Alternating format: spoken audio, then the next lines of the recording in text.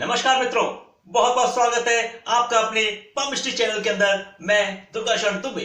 अधिकांश लोग मुझसे ये प्रश्न करते हैं और अपनी जिज्ञासा इस संदर्भ में रखते हैं कि सर, मेरे हाथ में काफी अच्छी फेट लाइन है, लंबी फेट लाइन है, अच्छी सन लाइन है, या लाइफ लाइन भी मेरी काफी लंबी है, तो उतनी बढ़िया चीजें नहीं हो पा रही मेरे साथ में, या जितना मैं अफोर्ड करता हूं, जितना मैं उसके प्रति अपनी ऊर्जा लगाता हूं, उसके अनुपात में मुझे रिजल्ट नहीं मिल पाता है।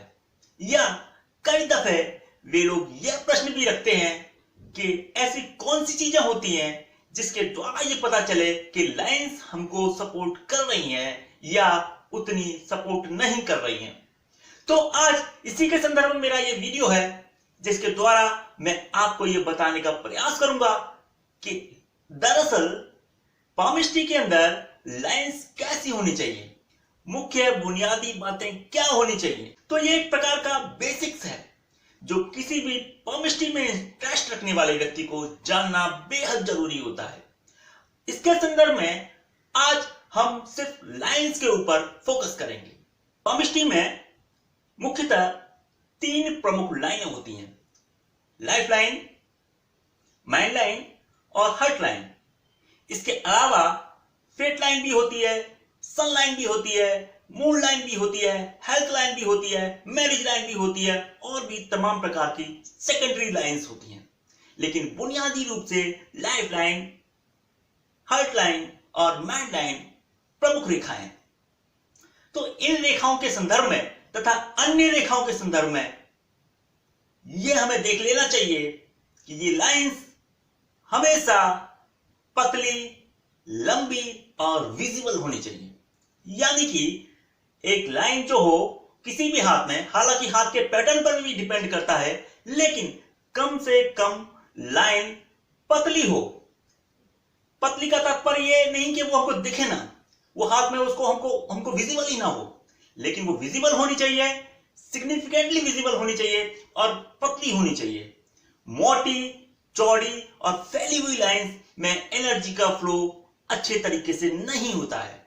उसमें जो ऊर्जा होती है वो फैल जाती है, वो उसका बिखराव हो जाता है, यानी कि उस व्यक्ति में भटकाव हो जाता है। उसे संदर्भित जो चीजें होती हैं, उसमें उससे संबंधित जो भी फ्रूट्स होते हैं, जो सकारात्मक पहलू होते हैं, उसमें उसको उतना लाभ नहीं मिलता या उतना गेन नहीं मिलता जितनी पतली, लंबी, विजिबल और स्वस्थ रेखा के अंदर मिल सकता है। दूसरी प्रमुख बात, रेखाओं का जो पैटर्न होता है वो एक समान होना चाहिए। जैसे कि हम सपोज करते हैं, इस माइंड लाइन को ही लेते हैं, फॉर एग्जांपल हम माइंड लाइन को लेते हैं। माइंड लाइन यहां से स्टार्ट होकर यहां तक जारी है, तो वो एक समान हो, पतली, विजिबल और लंबी हो, तो वो ज्यादा अच्छा रिजल्ट देगी। सपोज कीजिए वो यहां पर मोटी हो रही है और यहां पतली हो रही है और फिर मोटी हो रही है, तो इसका तात्पर्य यह है कि वो शुरुआती उसका जो चरण है वहां प्रॉब्लम्स रहेगी, उसके बाद रिकवर करेगा और उसके बाद में फिर दोबारा प्रॉब्लम हो सकती है यदि वो बाद में मोटी हो रही है तो।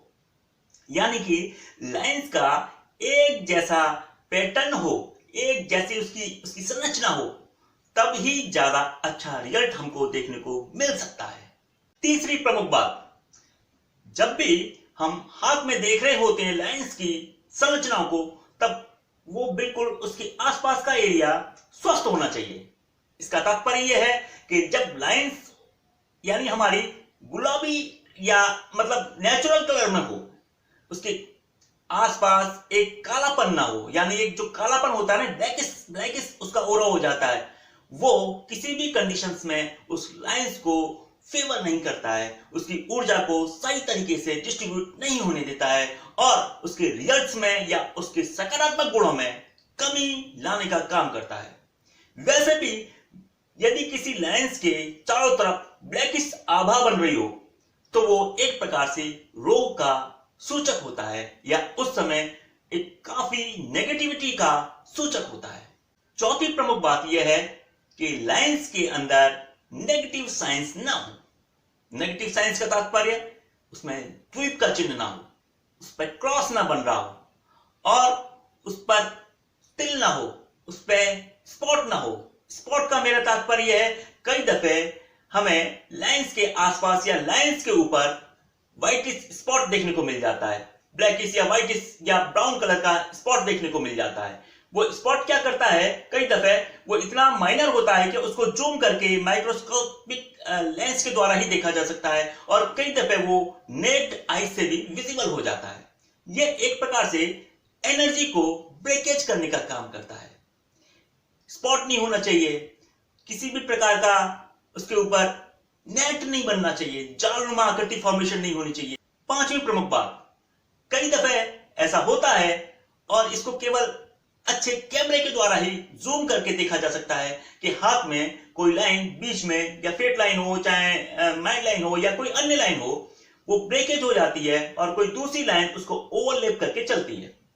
तो वो ओवरलैप जो कर रही होती है तो वो टाइम ट्रांजिशन पीरियड होता है।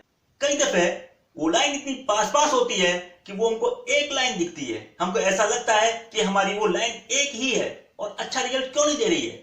उस पर्टिकुलर टाइम पर जहां पर वो ब्रेक हो रही है, जहां उसमें उसका टूटन हो रहा है, वहां पर वो एक संक्रमण काल होता है। उस टाइम पीरियड में समस्याएं और परेशानी आना लाजमी है। एक प्रमुख बात और है कि राहु रेखाओं का जब भी किसी प्रमुख रेखाओं पर वार होता है या राहु रेखाएं जब भी किसी मेन लाइंस को कट करती हैं, तब परेशानियां आती ही हैं। इसको राहु रेखाएं ये मंगल पर्वत से निकलती है और इस तरह के लाइफ लाइन को भी काटती है, कई दफा ये फेट लाइन को भी काटती है, कई दफा ये माइंड लाइन को भी काटती है, कई दफा ये हार्ट लाइन को भी काटती है, या कोई दूसरी रेखाएं भी हो सकती हैं जिनका कोई विशेष सिग्निफिकेंस नहीं है, लेकिन वो एक प्रभावक रेखाओं के रूप में काम करती हैं और वो डिस्टर्ब करती हैं मेन लाइन को, तब भी समस्याएं होती हैं।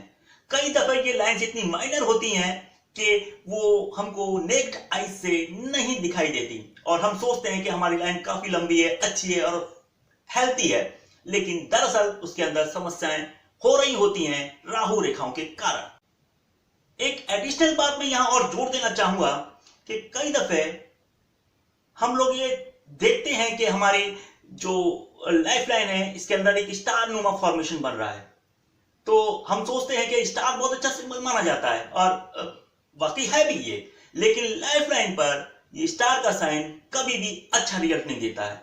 ये किसी दुर्घटना का प्रतीक होता है, ये किसी नेगेटिव चीज का या नेगेटिव इवेंट्स का होना इस बात का इंडिकेशन देता है।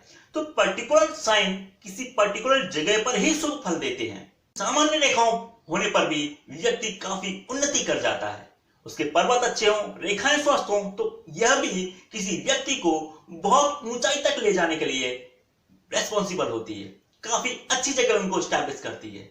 बावजूद इसके यदि किसी व्यक्ति के हाथ में अच्छे अच्छे साइन बन रहे हैं, लेकिन उसकी जो प्रमुख रेखाएं हैं या उसकी जो लाइंस हैं उसमें कहीं ना कहीं कोई दोष है, तो उसको चीजों का गेन उस तरीके से नहीं मिल पाता जिस तरीके से उसको मिलना चाहिए।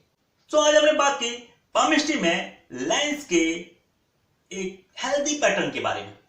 आशा करता हूं कि आपको ये वीडियो ज्ञानप्रद लगा होगा और पहली बार मेरे चैनल पर विजिट किया है तो आपसे आग्रह करूंगा कि सब्सक्राइब अवश्य कीजिएगा। बहुत बहुत शुक्रिया, बहुत बहुत शुभकामनाएं, धन्यवाद।